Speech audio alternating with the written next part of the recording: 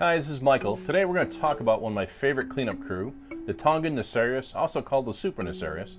Unlike the regular Nassarius, this is from the area, one of the islands off of Fiji called Tonga. And it's much larger, about 1 inch up in size versus up to ½ inch for the regular Nassarius. These guys are great for keeping your sandbed clean and going over any excess food. So what we're doing here is we're going to prepare a GoPro to show you kind of from a different angle of what the snails see. I put some food in. That happens to be some LRS coral frenzy, or reef frenzy. And you'll immediately see some food starting to come off, and the little yellow watchman's going crazy saying, "Ooh, feeding time." So we've sped this up about 2 times just to make it a little more bearable. But what you're going to see is what seemed like it was an empty sandbed is a bunch of these large Tongan Nassarius coming out because they smell food. Here's a side angle from the front through the glass, just to give you an idea of the perspective of how big they are.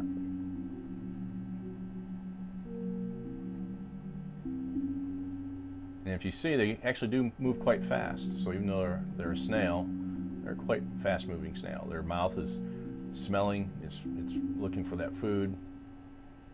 And we're back into the tank again, and there's probably 50 to 75 snails in total in the small 40-gallon snail tank.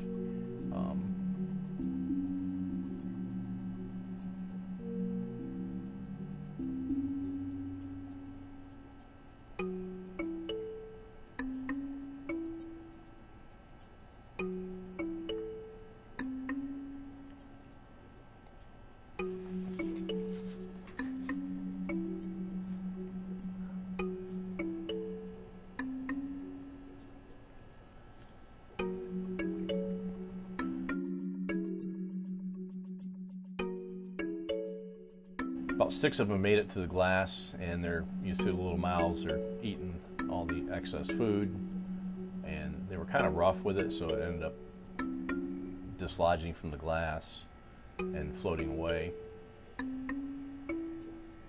You'll see that here in just a minute.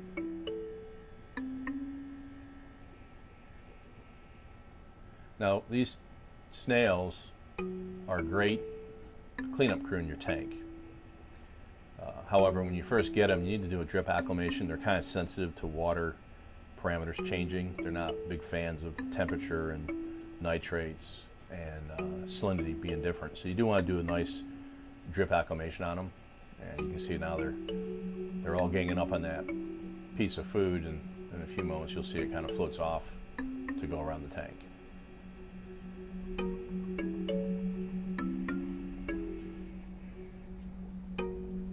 Now, there's debates on how many you should have in a tank. I'm a big fan of 1 per 10 gallons, so if you have a 50-gallon tank, 5 of these should be fine. But there's a lot of people who have the opinion you can do 1 per 2 or 3 gallons. So I always err on the side of caution because I really don't want them to starve out. They're down in the sandbed eating detritus most of the time, but when they smell the food going into the tank, it doesn't matter if it's a meaty food like this or if it's even hatchery diet pellets we use for our clownfish and all the other vegetarian fish in our tanks. They're going to come out within about 3 to 5 minutes and start picking up any of the excess. So it's a great way to help for those people that like to feed kind of heavy their fish. They can use these to kind of pick up the slack. And of course, again, you want to keep good water changes going because you want to keep those nitrates down low, because when the nitrates start creeping up, they tend to die off slowly. Of course, when they die, they end up contributing to the tank contamination. So, and that yellow watchman he's having a blast waiting for all this food to float by. So,